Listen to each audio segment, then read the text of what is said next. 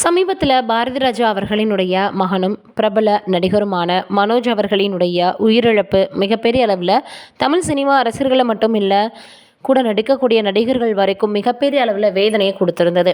தொடர்ந்து எல்லோருமே நல்லவர்களுக்கு மட்டும்தான் கடவுள் இப்படி சோதனை கொடுப்பாரா அப்படின்னு மிகப்பெரிய அளவில் அவங்கவுங்களுடைய ஆறுதலையும் ஆதங்கத்தையும் அதே போல் மனோஜ் அவர்களுக்கு இரங்கலையும் தெரிவித்து வந்துட்டு இருந்தாங்க.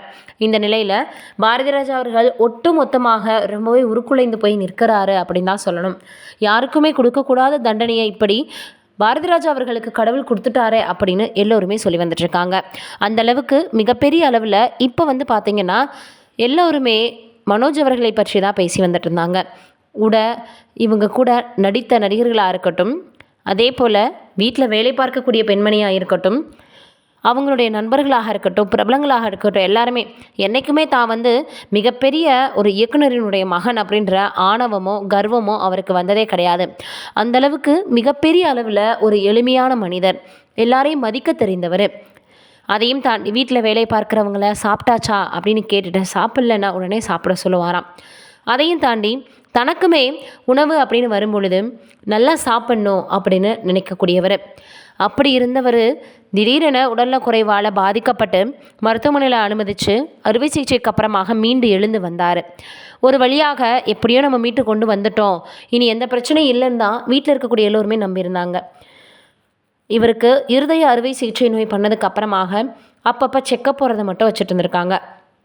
அன்றைக்கு காலமாகக்கூடிய அன்னைக்கு கூட திடீரென அவருக்கு உடல்நல பிரச்சனை ஏற்பட்டிருக்குன்னு தான் மருத்துவமனைக்கு கூட்டிகிட்டு போயிருக்காங்க. அப்போ அவர் இறந்துட்டாரு அப்படின்றத தெரிவிச்சிருக்காங்க. அதோடு மட்டும் இல்லாமல் அதற்கு 2-3 நாட்களுக்கு முன்னாடி தான் அவருக்கு உடல்நல பிரச்சனை ஏற்பட்டு ஐசியூவில் அட்மிட் பண்ணிட்டு கூட்டிகிட்டு வந்தாங்களாம்.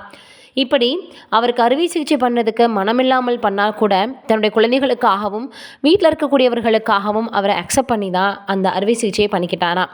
கடைசியாக இப்படி ஒரு நிலைமை வரும்னு நாங்கள் எதிர்பார்க்கவே இல்லைன்னு அவருடைய சித்தப்பாலிருந்து எல்லாருமே சொல்லியிருந்தாங்க. அதையும் தாண்டி இப்போ அவருக்கு உண்டான சில காரியங்களை அவங்களுடைய வீட்டில் பண்ணாங்க. அப்போது என்ன ஆயிருக்குன்னா, அவருக்காக படைத்த உணவில் காகம் அந்த உணவை சாப்பிட்ருக்கு. அது பார்க்கக்கூடிய எல்லோருக்குமே நெகிழ்ச்சியை ஏற்படுத்தியிருக்கு. ஏற்கனவே தன்னுடைய பிள்ளையை பிரிந்து மனோஜ் அவர்களுடைய தாயாரும் தந்தையாரும் மிகப்பெரிய அளவில் வேதனையில் இருக்காங்க. அதே போல் அவங்களுடைய மனைவி நந்தனா அவர்களும் அவங்களுடைய குழந்தைகளும் சோகத்தில் மூழ்கி போயிருக்காங்க. இந்த சூழ்நிலையில் இப்படி ஒரு சம்பவம் நடந்திருக்கிறது அவங்களிடத்தில் மிகப்பெரிய அளவில் ஒரு ஆறுதலாக இருக்குது அப்படின்னு தான் சொல்லணும். இதையெல்லாம் தாண்டி யாருக்காக இருந்தாலும் ஒரு வயது வரைமுறை இல்லாமல் கடவுள் இப்படி பண்ணுறாரே அப்படின்ற மாதிரி எல்லோருமே இப்போ பேசி வந்துட்டுருக்காங்க.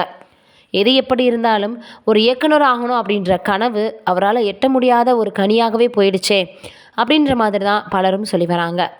இருந்தாலும் மிகப்பெரிய அளவில் ஒரு நல்ல குணம் கொண்ட மனிதர் அப்படின்னு வாழ்க்கையில் மிகப்பெரிய அளவில் உயரத்தை தொற்றுக்காருன்றதான் உண்மை. அவருடைய ஆன்மா சாந்தியடைய கடவுளை வேண்டிக்கலாம்.